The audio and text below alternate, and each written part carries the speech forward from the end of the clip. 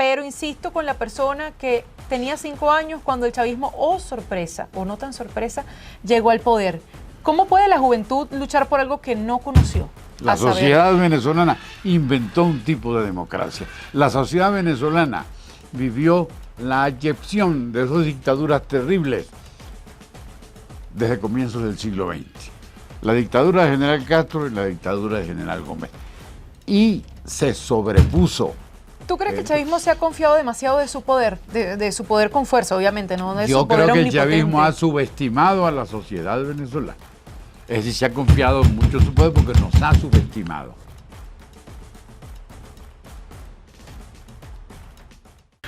Decíamos en el capítulo de la semana pasada que la democracia o ese germen democrático en el pueblo venezolano no había muerto, que estaba allí y que se veía en las manifestaciones opositoras para apoyar a cualquiera de los candidatos que van a la primaria. ¿Por qué hemos mantenido ese germen de la democracia, ese espíritu, a pesar de 25 años de chavismo intentando, bueno, darnos látigo? Porque la historia no pasa en vano, porque hay memoria. Y porque nosotros inventamos un tipo de democracia. La sociedad venezolana inventó un tipo de democracia. La sociedad venezolana vivió la ayepción de esas dictaduras terribles desde comienzos del siglo XX. La dictadura de General Castro y la dictadura de General Gómez. Y se sobrepuso y encontró un modelo de convivencia civilizado a través del cual se estableció progresivamente la democracia. Ese es el motivo por el cual hoy vemos que la democracia no ha desaparecido, porque no puede desaparecer. Eso no es un decreto. El presidente comandante Hugo Chávez decreta la fundación de la Quinta República y por consiguiente la desaparición de la historia. Perdóneme, comandante eterno, usted no es tan eterno ni tan poderoso para acabar con la sensibilidad de una sociedad. Pero porque además eso viene metido, no está en los libros de historia únicamente, en los manuales que tú revisas, en un documento que te encontraste, sino en la vida de tus antepasados. Pero cuando tienes, por ejemplo, esos muchachos que lo que tienen son 30 años. Ajá, perfecto. Ajá. 30 años significa que tuviste 5 años sí. y bueno, y llegó esto sí. y te ocupó la mayor parte de tu vida. ¿Cómo puedes tener conciencia democrática cuando nunca la viviste? O bueno, tampoco vamos a hablar, el chavismo tuvo su momento de permitirte ciertas libertades, pero estos últimos 10 años con Maduro han sido de los más fuertes en las luchas internas para poder desafiar. Es decir, tú estás planteando la dificultad que pudiera tener un muchacho de 20 años. De tener conciencia democrática, de entender que las cosas no son como las vive. No hay problema con la respuesta. Ese muchacho venezolano de 20 años no es extraterrestre. ¿Dónde nació? En Venezuela. ¿En el hogar de quién? De su padre y de su madre. Hablando de las familias normales, no de estas ahora que son como muy insólitas. En esa familia había simpatías y antipatías políticas. La mamá era adeca y el papá era copellano. O se metió al MEP, el abuelo. Es decir, hay una historia interior, íntima, cuyo resorte es la democracia o la experiencia democrática. Entonces, no tiene que haber nacido cuando Rómulo Betancourt fundó un partido político.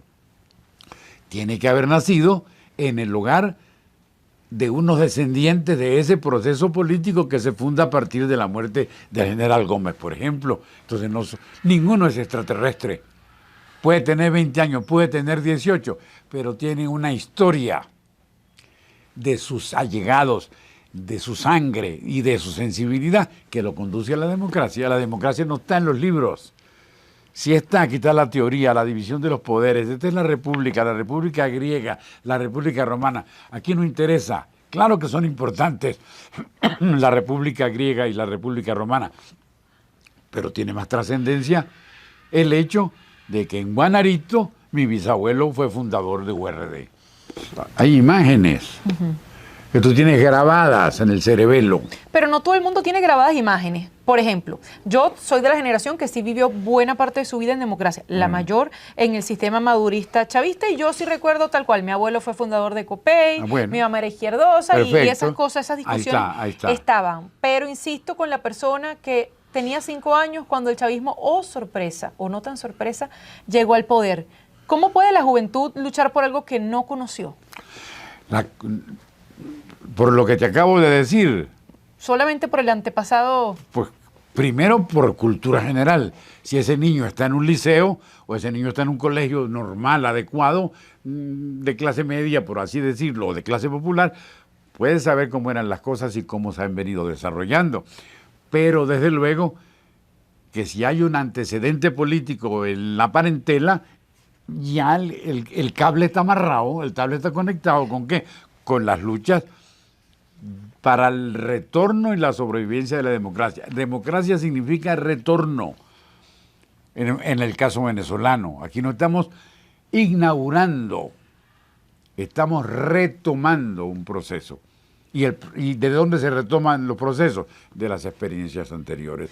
De esas experiencias anteriores, de las que bebo yo y de las que bebes tú, tiene que beber un muchacho de 18 años por el simple hecho de haber nacido en Acarigua hace 20 años. Que, por cierto, esto te lo decía porque hay una encuesta de la Universidad Católica Andrés Bello, que no es nueva, es de hace como 1 año y medio, en la que se revela que, de acuerdo con los jóvenes, es lo mismo vivir en democracia o en dictadura. Es una encuesta de la Universidad Católica Andrés Bello, encuesta de juventud, es del año antepasado, quizás en este momento no está tan vigente. Pero es bonito ver que todavía la gente, a pesar del miedo, a pesar de las consecuencias que tiene, por ejemplo, el caso de lo que pasó hace 2 semanas con María Corina Machado, que comió en un restaurante y ¡guau!, cerraron el restaurante. La gente, a pesar de todo, sigue queriendo tener participación en la política y no eso repetido, ese libreto repetido, que ya la gente no quiere hacer nada con la política, la gente nada más está preocupada por su bolsillo. Sí está preocupada, muy preocupada de su bolsillo y obviamente es su prioridad única, pero sabe que si no cambia el gobierno, ese bolsillo jamás se va a poder ensanchar. Exactamente, ese bolsillo está conectado con fundamentos democráticos. Ese señor que ve, este muchacho de 15 años, que ve que cierran un restaurante porque recibió una comitiva de María Corina Machado en Margarita, a lo mejor no tiene ninguna experiencia democrática, pero tiene que saber lo que es justo y lo que es injusto. Tiene que saber lo que es grato y lo que es ingrato. Tiene que saber lo que significa la implantación de los poderosos y la intolerancia. Para eso no hay que darle un curso. Siéntese aquí que le voy a explicar qué es intolerancia. La estás viviendo, la estás aprendiendo de la realidad. La democracia se te tiene que meter por los poros, simplemente porque yo pasé por allí y mi tía me contó que cerraron el restaurante. ¿Y por qué lo cerraron? Porque les dio la gana. Porque les dio la gana. Arbitrariedad. Él sabe que hay una cosa que se llama arbitrariedad y que esa arbitrariedad no es buena y que esa arbitrariedad lo perjudica a él en lo personal y seguramente en lo social.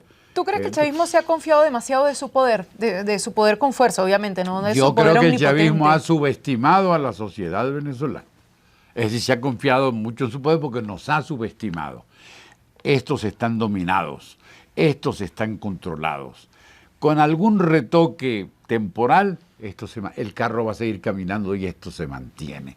No, digo, eso es lo que yo pienso que ha sucedido con el poder. Piensa que nos controló, nos subestima, porque también es muy ignorante de los procesos.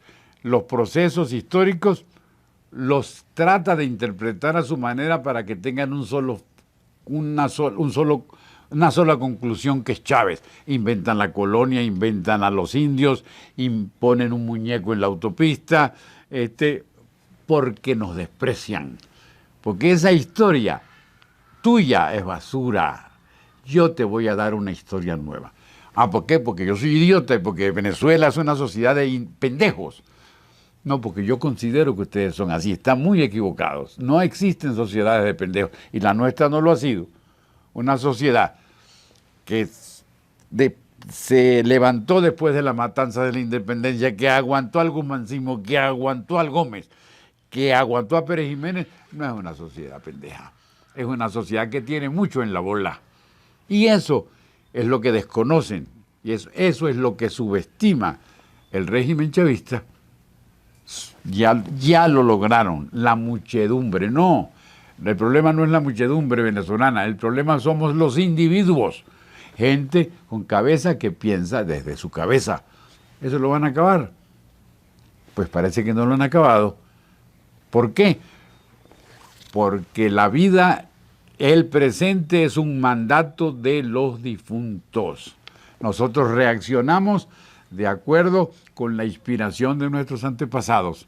Y si la inspiración de nuestros antepasados fue democrática, nosotros vamos a seguir siendo democráticos. Te voy a hacer un inciso que no es una interrupción, pero quizás la es. Dale. Es la segunda vez en estos 29 capítulos que llevamos grabando el manual de malas maneras que dices que la Quinta República no existe. No existe. ¿Por qué no existe la Quinta República?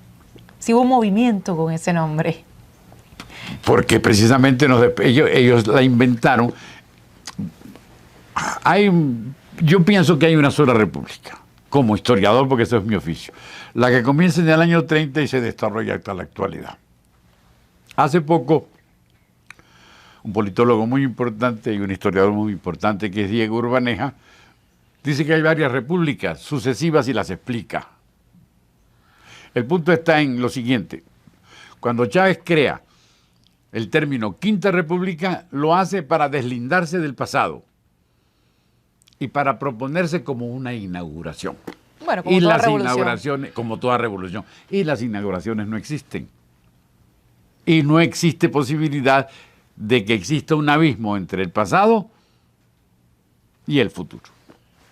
Tiene que haber siempre un puente. Chávez es hijo de la cuarta. Si aceptamos la quinta, Chávez es hijo de la descomposición de la democracia. Por consiguiente, forma parte de la misma historia y no puede tirar una raya que señale hasta aquí fue la desgracia y ahora viene la bonanza porque llegué yo. Pero, hijo, ¿y dónde estudió usted, señor Chávez? Comandante eterno, ¿dónde estudió usted? ¿En un liceo de marinas? Usted no estudió en la Academia Militar de la Democracia. Bueno, Sí. pero si partimos a veces la historia en pedazos por periodos, podría ser el chavismo. Obviamente ellos se llaman el chavismo, no serán la Quinta República porque fue lo que ellos se autobautizaron, pero cuando lo contemos dentro de no sé cuántos años, si es que lo llegamos a contar, se van a llamar ¿cómo? Se van a llamar ¿cómo? Lo vamos a poner en el libro. Esas denominaciones y esas divisiones no son reales, son pedagógicas. Ok. Para que uno más o menos Bueno, en entienda. cuarto grado te tienes La que edad enseñar media Ajá, y después viene la edad moderna. Y antes estaba la antigüedad. Ay, la edad contemporánea. Ahora resulta, y estamos en la edad contemporánea. Eso no es así, evidentemente. Eso es así para que alguien entienda las diferencias que se van creando entre tiempo y tiempo, entre temporalidad y temporalidad. Pero es evidente que Cristóbal Colón, por ejemplo, es moderno. Sí, pero también es evidente que Cristóbal Colón tiene la cabeza llena de edad media. Está buscando el paraíso terrenal. Se lee a San Isidoro de Sevilla, patriarca y doctor de la Iglesia.